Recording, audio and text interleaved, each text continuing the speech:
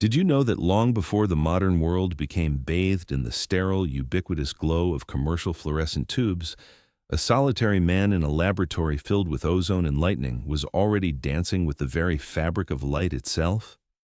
Imagine this. You are standing in a room at the end of the 19th century, a time when the world is still largely tethered to the flickering yellow warmth of gas lamps or the fragile orange glow of Edison's early incandescent bulbs.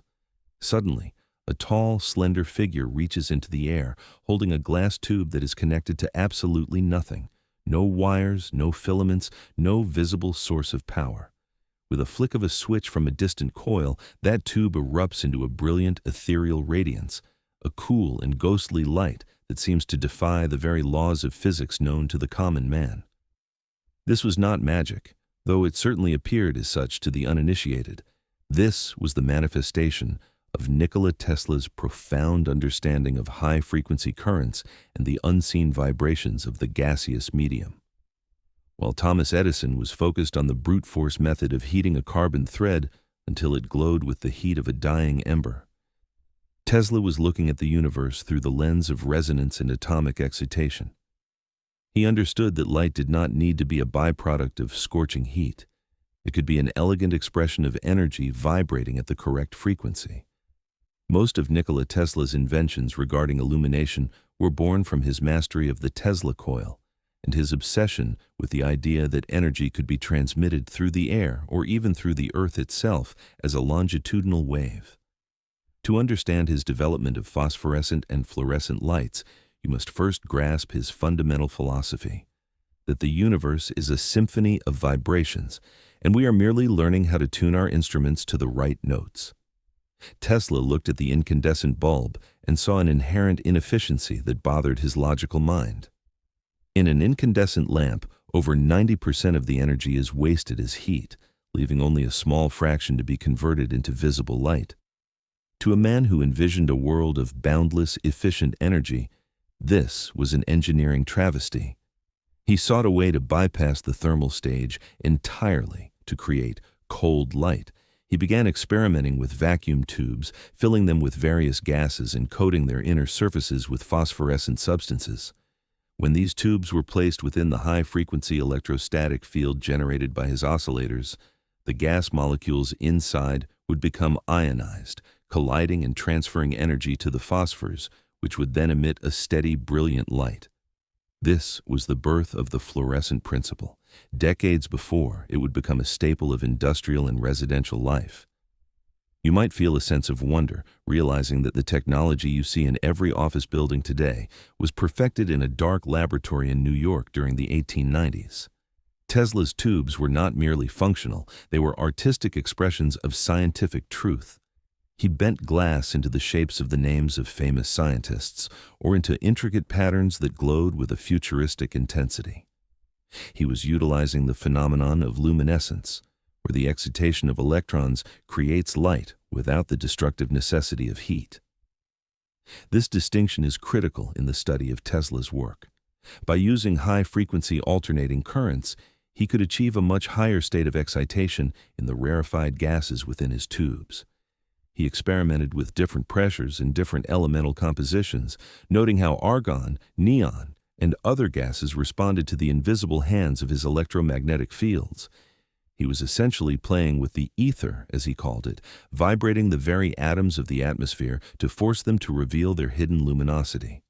His work in this area was so advanced that he even developed wireless lights, bulbs that would light up simply by being brought near a high-frequency source, proving that the environment itself could be energized to provide illumination without the clutter of physical infrastructure.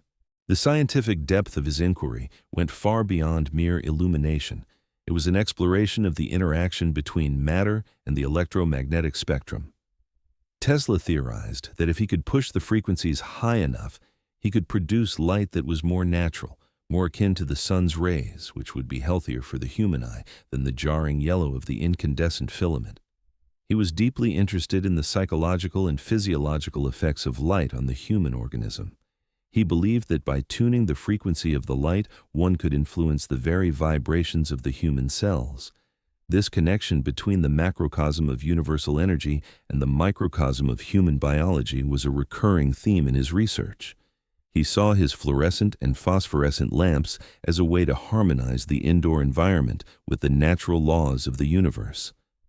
When you look at a modern LED or a fluorescent strip, you are looking at the distant, refined descendants of Tesla's electrostatic lamps. He had already envisioned a world where the walls of a room could be coated in phosphorescent material, energized by a hidden coil, causing the very air to glow with a soft, shadowless light that mimicked the dawn. As he moved deeper into the mechanics of these inventions, Tesla encountered the limitations of the materials available in his era. Yet his logic remained flawless. He understood that the secret lay in the breaking of the dielectric, the air or the gas, at high speeds. By using his high-frequency transformers, he could create a potential difference so great and so rapid that the molecules had no choice but to vibrate at frequencies that produced visible light. This was a radical departure from the steady-state direct current favored by his contemporaries. Tesla was a man of the wave, a man of the cycle. He knew that the universe does not operate in straight lines, but in oscillations.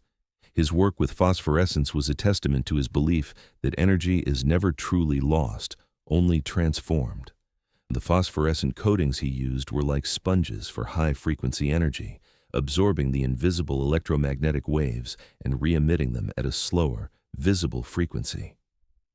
This conversion of energy, the shifting of the wavelength from the invisible to the visible, is the cornerstone of modern optical science. He was essentially performing alchemy with the electromagnetic spectrum, turning the lead of invisible radio frequency energy into the gold of pure cold light. The mastery of the high-frequency discharge allowed Tesla to move beyond the primitive glowing wire and into the realm of the vacuum tube, where the very vacuum itself became a conductor of his visionary ideas. You might find it astounding that by 1891, Tesla was already demonstrating these tubes of light to the American Institute of Electrical Engineers, providing a glimpse into a future that the rest of the world would not fully inhabit for another half-century. These early experiments were not merely about creating a lamp, they were about manipulating the dielectric properties of the medium to produce a more efficient form of radiation. Tesla's focus on phosphorescence, the ability of certain substances to store energy and re-emit it as light, was a direct application of his resonance theory. He understood that if he could match the frequency of his electrical oscillations to the natural resonant frequency of the phosphorescent atoms, he could achieve a state of maximum luminosity with a minimum expenditure of power. This concept of tuning the light source was a revolutionary departure from the brute force heating methods of his rivals. In his laboratory, he experimented with various minerals and chemical compounds, such as zinc silicate and calcium tungstate, observing how they responded to the invisible bombardment of high-voltage electrostatic waves. Tesla's development of these lights was intrinsically linked to his work with the carbon button lamp, a precursor to the modern high-intensity discharge lamp. In this device, a small bead of carbon or a similar refractory material was placed in a vacuum and subjected to high-frequency currents. The resulting electrostatic bombardment caused the bead to become incandescent, but the light produced was far more intense and whiter than that of a standard filament. However, Tesla noticed that the real potential lay in the space surrounding the bead, the excited gas and the glowing walls of the tube. He realized that by coating the glass with phosphorescent powders, he could convert the ultraviolet radiation produced by the discharge into visible light. This is the exact mechanism used in every modern fluorescent bulb. While the world remembers the war of currents between AC and DC, the war of light was equally significant. Tesla was advocating for a system where light was an integrated part of the electromagnetic environment, while the Edison camp was focused on a commodity that could be metered and sold through a fragile network of wires. Tesla's vision was far more holistic. He saw a world where the very atmosphere of a room could be sensitized to respond to a central oscillator, creating an ambient glow that was as natural as the sky itself. The scientific rigor of his approach is evident in how he analyzed the loss of energy in traditional lighting. He categorized the heat produced by an incandescent bulb as frictional energy loss, a mechanical inefficiency that he found aesthetically and intellectually offensive. By contrast, his phosphorescent tubes operated on the principle of electronic excitation.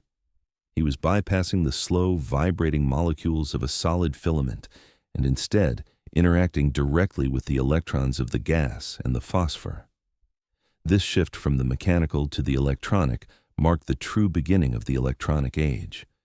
You can imagine the sensory experience of his laboratory, the low hum of the transformers, the smell of ozone, and these long, elegant glass tubes glowing with a light that seemed to come from another dimension. Tesla's ability to create these effects was predicated on his invention of the high-frequency alternator and the Tesla coil, which provided the necessary pressure or voltage to bridge the gap within the vacuum. Without these tools, the development of fluorescent lighting would have remained a laboratory curiosity. Tesla, however, saw it as a commercial necessity. He even used these lights to illuminate his own office and laboratory, proving their longevity and stability long before the first commercial neon signs appeared at the Paris Expo. Analyzing the archetypal nature of Tesla's light reveals a man who was obsessed with the concept of the sun. He often spoke of his desire to recreate the sunlight in his laboratory, believing that artificial light should not be a pale yellow imitation, but a full-spectrum reproduction of the celestial source.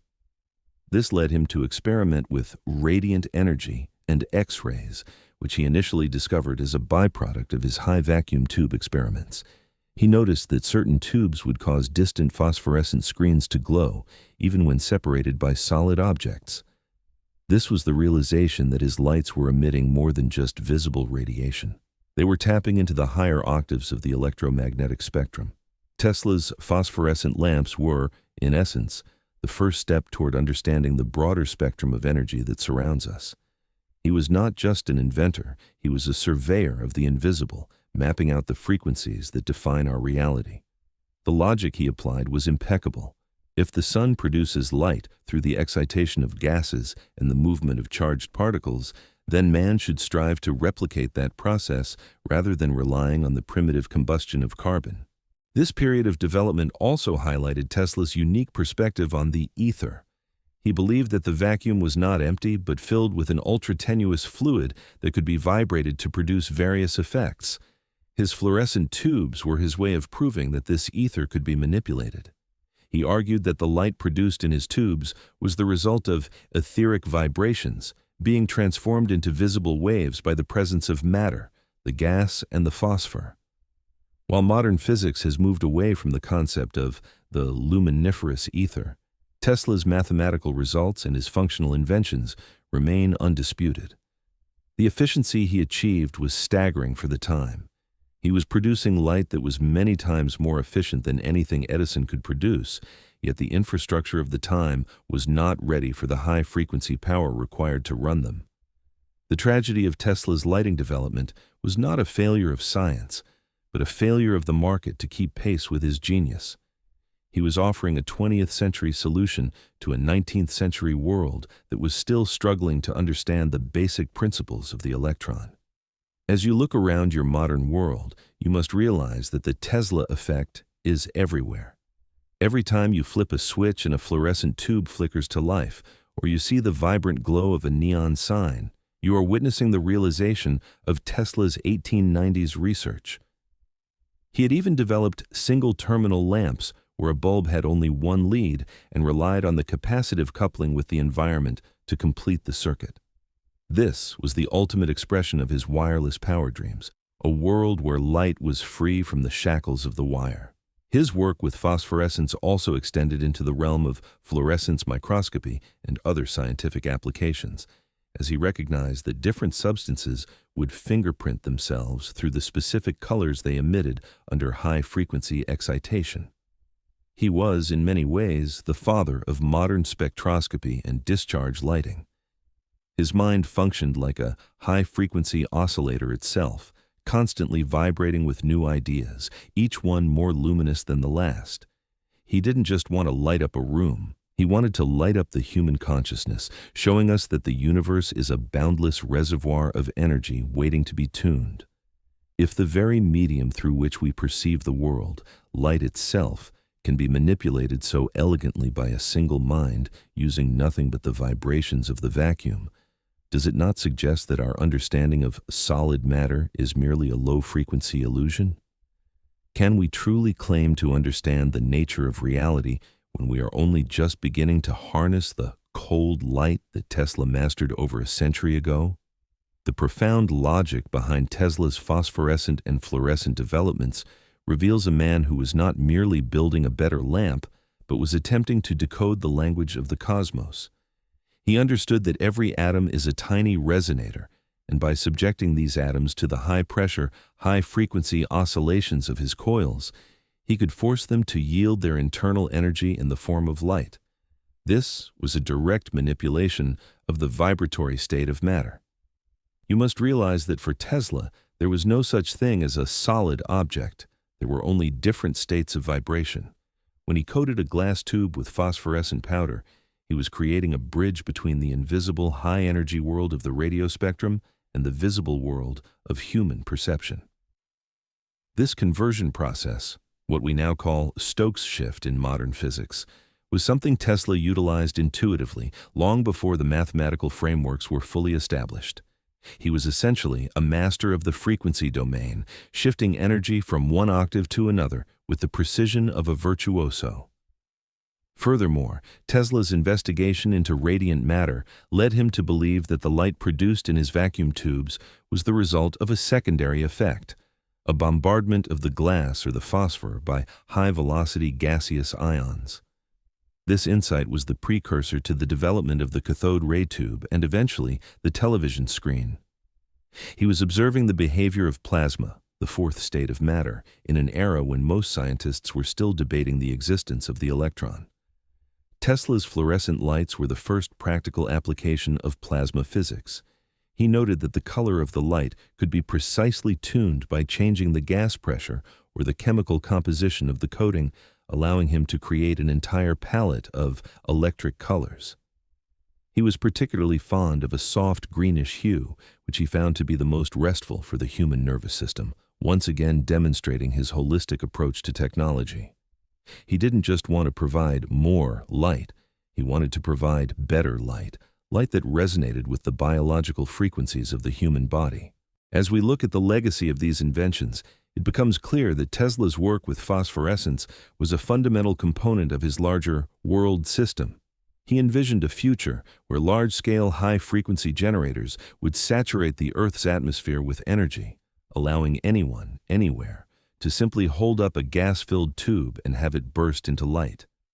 This was the ultimate democratization of energy, a vision that was ultimately suppressed by the economic powers of his time, who required a centralized metered system of distribution.